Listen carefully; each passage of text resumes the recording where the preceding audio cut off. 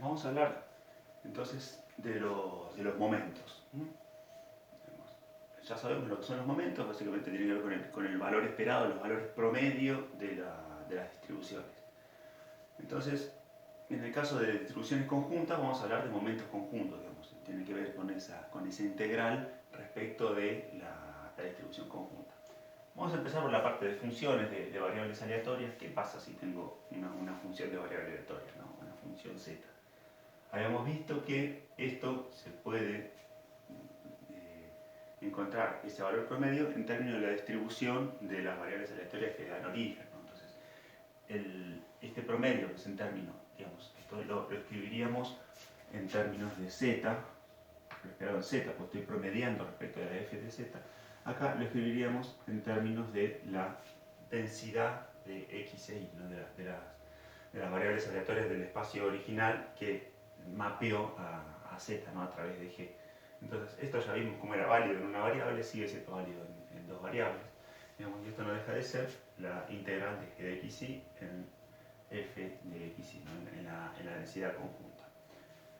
Un ejemplo importante para ver es el de la suma de dos variables aleatorias. ¿Qué pasa si tengo la suma de dos variables aleatorias? ¿No? Dependientes en principio. Entonces, el valor esperado de z es el valor esperado de x más y, reemplazo x más y, hago para hacer esta integral.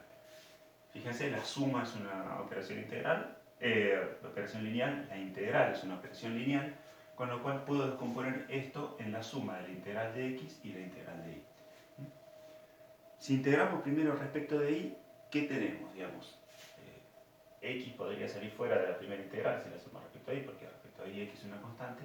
Entonces nos queda la integral de la distribución conjunta respecto de y. Estas integrales les puse el límite, pero van de menos infinito a infinito.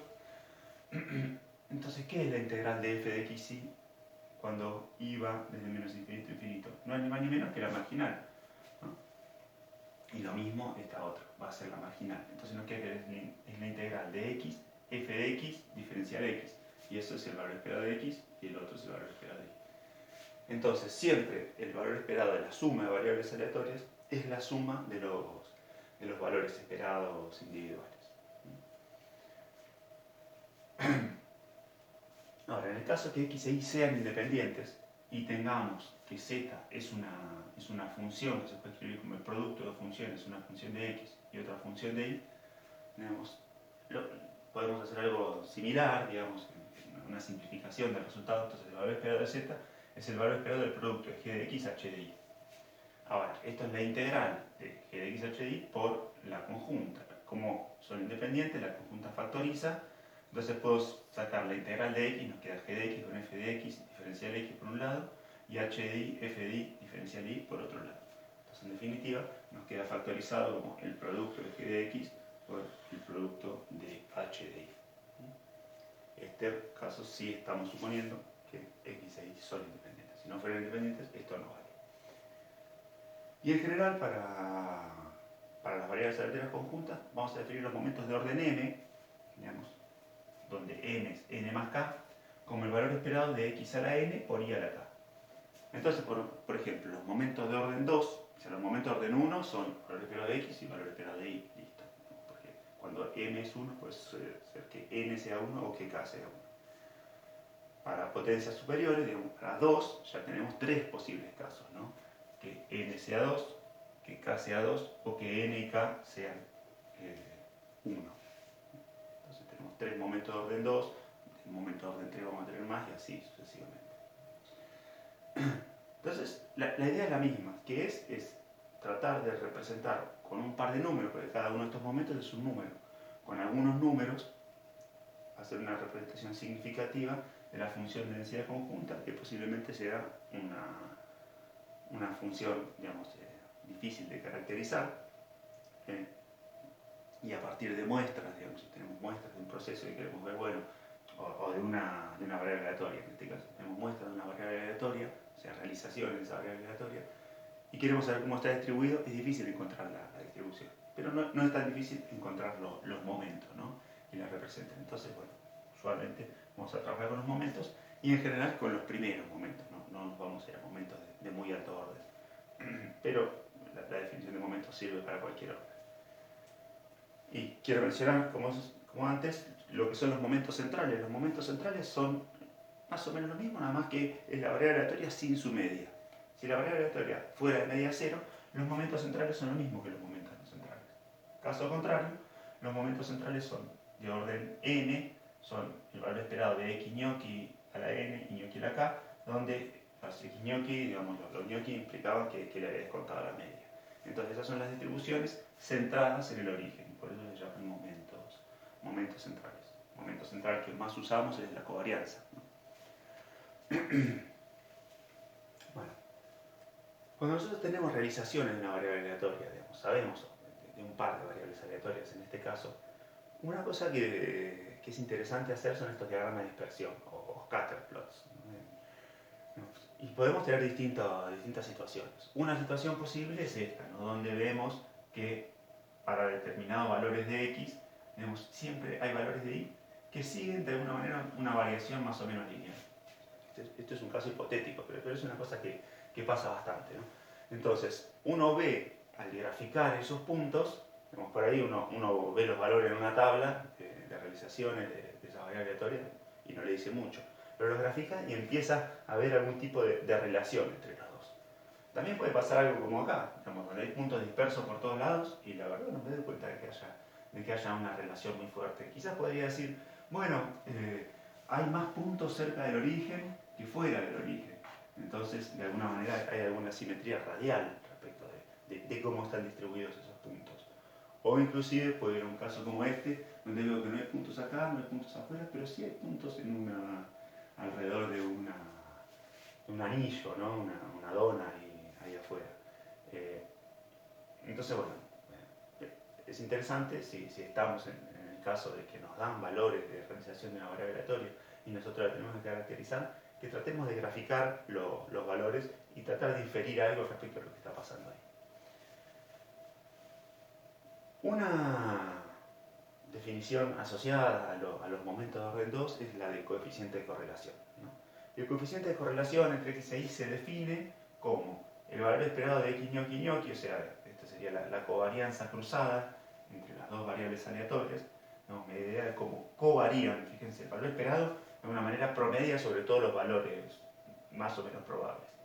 Entonces, si la covarianza es alta, es porque en general los dos valores fueron altos. Si cuando uno toma valores altos y el otro toma valores cercanos a cero, esa covarianza va a dar cercana a cero. Entonces lo que hace de alguna manera es promediar el producto de estas dos y decirme cómo covarían. Si una crece, la otra crece.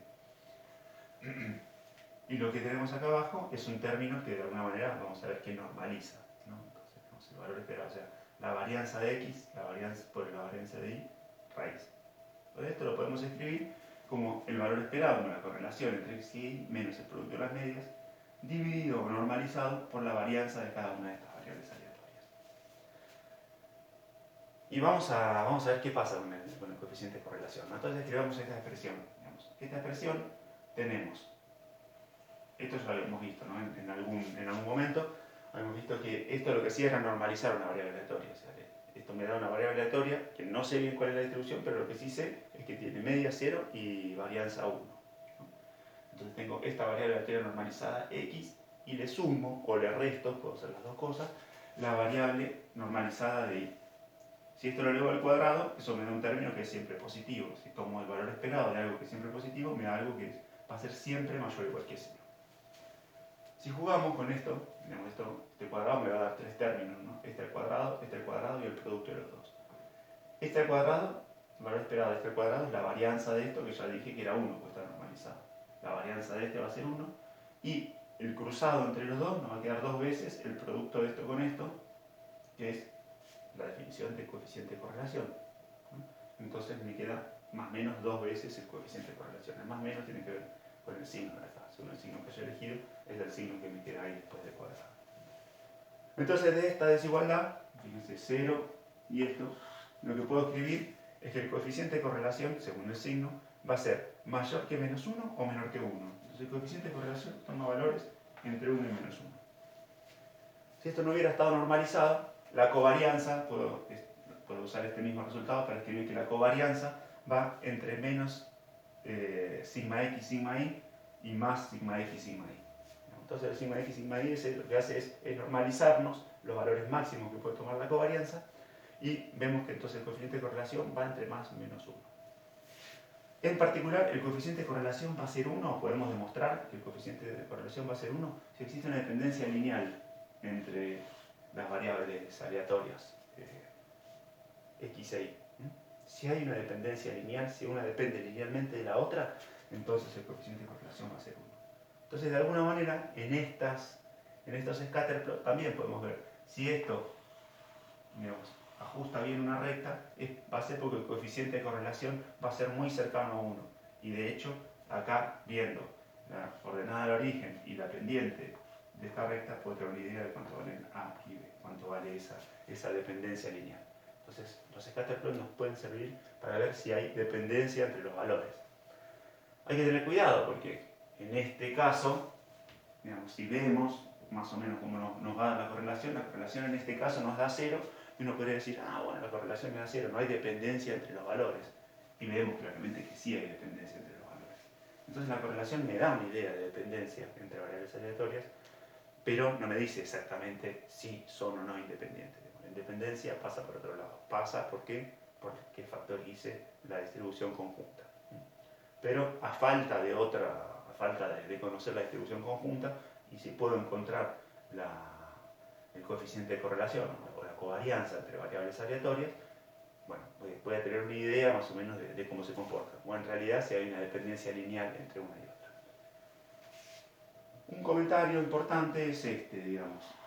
Si el coeficiente de correlación nos da 0, esto implica que la covarianza, porque lo que tenemos acá arriba es la covarianza, ¿no? La covarianza entre X e Y. Eso es exactamente la covarianza normalizada. Entonces, si el coeficiente de correlación es 0, implica que la covarianza es 0. Y a eso llamamos no correlacionado. O sea, covarianza 0 igual no correlacionado. Es una cosa un tanto extraña, porque uno diría, bueno, correlación 0, debería llamarlo no correlacionado. Bueno, por una cuestión histórica, digamos, se le llama al caso, a esto se lo llama coeficiente de correlación, cuando se debería llamar coeficiente de covarianza, y cuando el coeficiente de correlación es 0 lo llamamos no correlacionado. Esto puede generar un poquito de confusión. Al caso en que la correlación sea 0, lo vamos a llamar que las variables aleatorias son ortogonales. Porque vamos a ver un poquito más adelante una idea de espacio vectorial de variables aleatorias. Vamos a ver que cuando la correlación es 0 podemos decir que son ortogonales.